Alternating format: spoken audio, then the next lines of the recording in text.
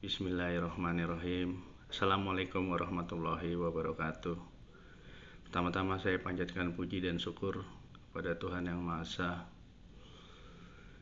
Pada kesempatan kali ini saya ingin menjelaskan mengenai tutorial pemeriksaan pekerjaan bore pile, fondasi bore pile.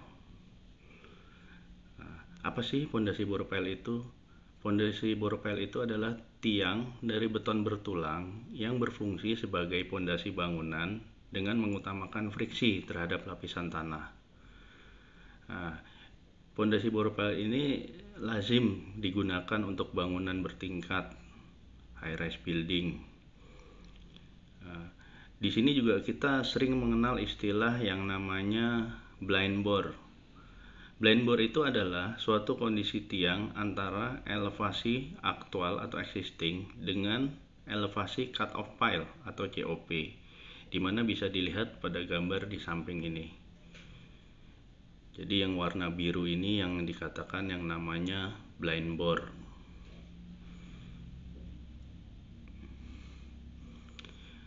Di sini saya bermaksud untuk memberikan gambaran detail mengenai pekerjaan bore pile sebelum diaplikasikan agar meminimalisir kelalaian atau kegagalan pada waktu pelaksanaan.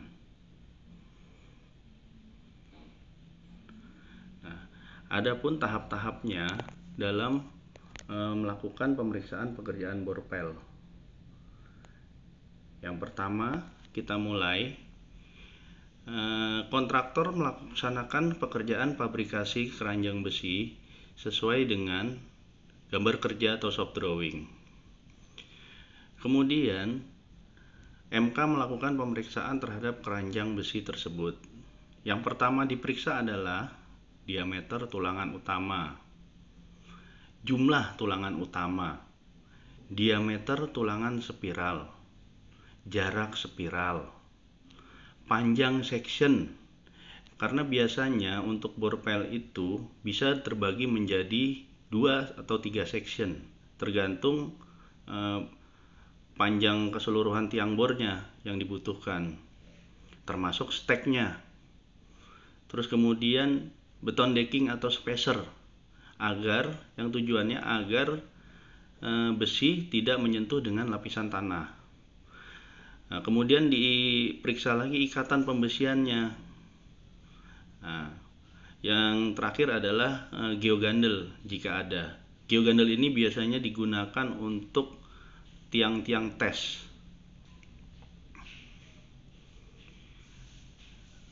Selanjutnya,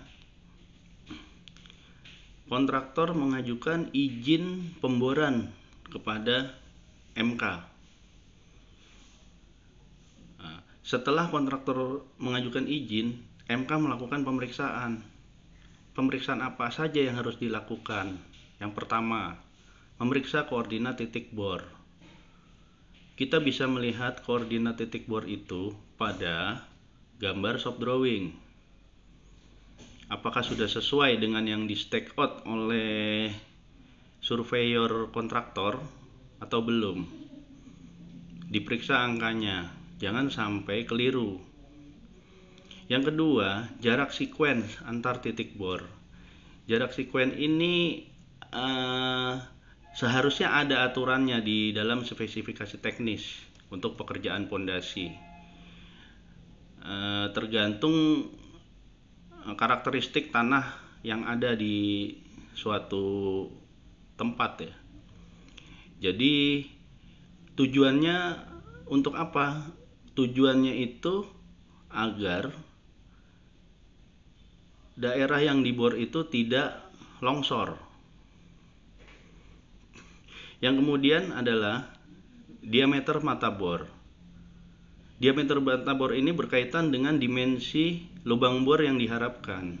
Jangan sampai diameter mata bor ini terlalu kecil atau terlalu besar, karena akan menyebabkan juga perbedaan dari diameter dimensi itu sendiri nantinya.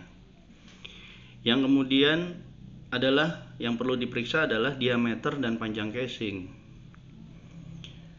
casing itu diletakkan di pada permukaan atas.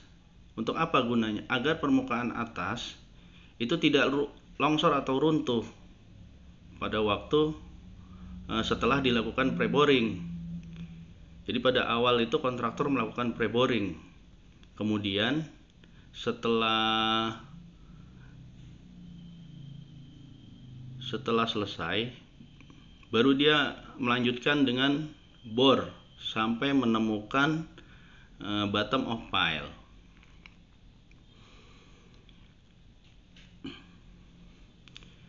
Apa kelanjutannya jika kontraktor telah selesai mengebor sampai bottom of pile? MK melakukan pemeriksaan elevasi BOP. Bagaimana caranya? Sebelumnya kita harus sudah mengetahui elevasi top casing. Untuk apa? Karena dari elevasi top casing kita bisa menentukan berapa meter kedalamannya dengan menggunakan meteran. Yang lazim terjadi di proyek-proyek itu menggunakan meteran panjang ya, diberi bandul lalu dimasukkan ke dalam lubang. Setelah itu baru diukur berapa meter kedalamannya, apakah sudah mencapai elevasi BOP atau belum. Jika sudah mencapai elevasi BOP, MK mengizinkan untuk memasukkan besi ke dalam lubang. Nah, untuk memasukkan besi ke dalam lubang, kita harus juga tahu berapa elevasi COP-nya. Karena ini kaitannya nanti pada elevasi COP ini kaitannya nanti akan menentukan bobokan 1 meter di atas COP, dan ini akan menjadi bottom pile cap. Makanya itu tidak boleh terlalu tinggi dan tidak boleh terlalu turun. Yang kita kenal biasanya kalau terlalu turun itu dengan sebutan undercase.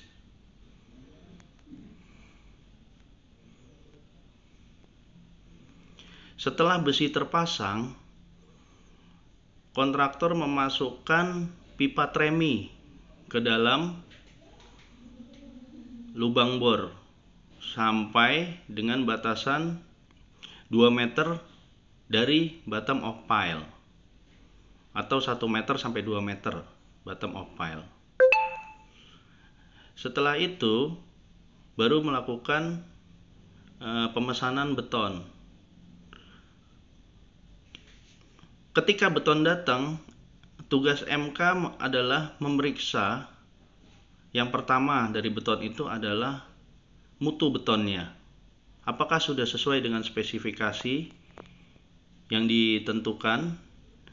Dan setelah mutu beton diperiksa, kita memeriksa slam test. Slam test itu tingkat kekentalan beton itu sendiri. Kalau untuk pekerjaan bore pile, slam itu berkisar antara 16 sampai 20 cm. Ketika beton dituang ke dalam pipa tremi, itu kemudian beton yang di bawah itu akan mendorong lumpur menuju ke atas. Jadi melalui pipa tremi, beton turun ke bawah akan mendorong lumpur ke atas, naik terus. Nah, biasanya kontraktor akan meminta untuk potong tremi, tapi kita tidak boleh sembarang memotong tremi itu, karena kita ada aturannya. Jadi tremi itu tidak boleh lepas dari beton. Maksudnya begini, pipa tremi itu harus selalu terendam beton 1 meter, tidak boleh lepas. Karena kalau pipa tremi itu lepas, beton itu akan dicurigai menjadi beton yang tiang bor yang bermasalah. Dan jika itu terjadi, MK berhak meminta kontraktor untuk melakukan tes. Bisa tes PIT atau yang semacamnya. PIT itu untuk menguji keutuhan tiang bor. Pile integrity test. Nah, setelah itu, setelah pengecoran sampai mencapai COP, casing dicabut dan kemudian diisi atasnya itu dengan beton sampai mencapai permukaan. Jika itu sampai permukaan, tapi jikalau ini blind bore, harus selesai sesuai dengan elevasi COP. Bagaimana caranya? Sama seperti kita mengukur kedalaman lubang tadi. Berapa meter blind bore itu? Nanti kita lebihkan 1 meter untuk beton yang jelek atau beton yang dibobok kepala beton. Ya, demikian yang bisa disampaikan sebatas itu. Kemungkinan nanti akan saya lengkapi dengan beberapa video yang pernah saya alami. Sementara cukup sekian dan terima kasih. Wassalamualaikum warahmatullahi wabarakatuh.